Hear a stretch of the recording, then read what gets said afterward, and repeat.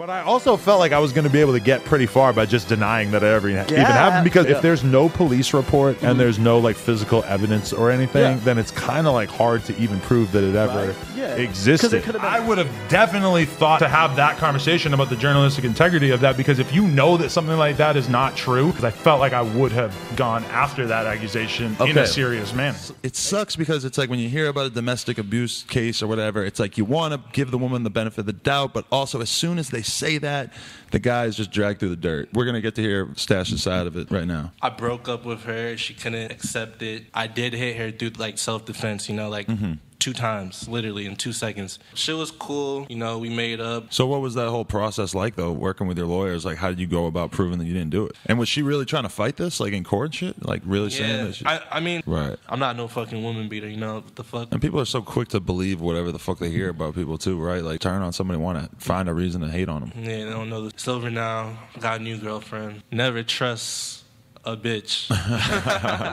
Pot Lord's been going through a lot because he looks exactly like the motherfucker who just killed the girl and himself. That's not even funny. So what's his name again? I forgot. What's his name again? You forgot his name, really? Jay Stash. Yeah, right. Jay Stash. He did. It's all good. You pulled a weirdo move. What? Why you upload his interview? It makes no sense. It came. Yes, it makes perfect sense. Buried in the algorithm, people were going to be looking for new content about him. We have the clips channel going now. What'd you do? You just re-uploaded So it? I said, hey, Laura, send me the timestamps for the Jay Stash interview. I'm going to specify a few clips so we can put them on the clips channel, since everybody's going to be looking for information about this guy, since he just caught a body of himself and his girlfriend. So you want to profit off of his death? Well, really, I wanted to just give the people some information. But yes, also, I don't understand. It's news. It's for the people. We have all this content. People want to see it. People want to see a random interview about it. Your argument, no offense, but your argument makes no sense. This is a good time for me to take that content and re-up it on my YouTube channel. I don't see how anyone could possibly think there's anything weird about that. I hope those kids don't end up like Dexter. Like a couple, like, you know, like that's not even. She regrets even fucking with this fool in the first place.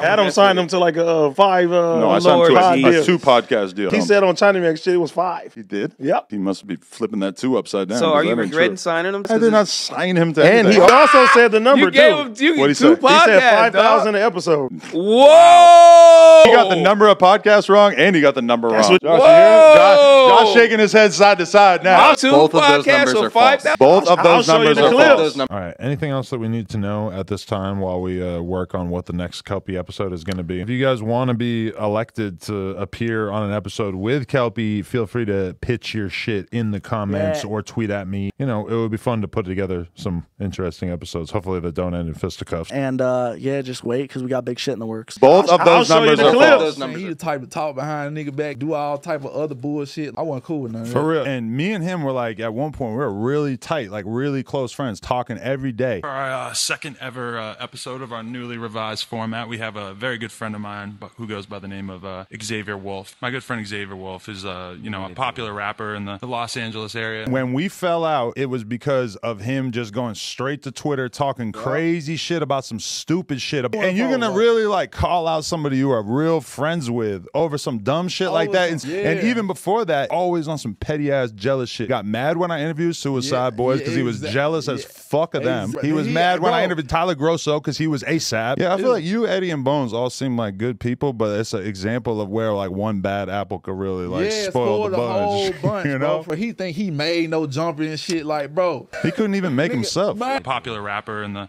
Los Angeles area. I'm gonna be real, like, yeah, it was dope that he gave me that interview, but that was honestly a direction that I was going in general. He was like a real good rapper at that time that it made sense. After I interview him, Puya hits me up and he wants to do it, and that makes sense. So it's for him to act like he made me. You couldn't even pull your shit together.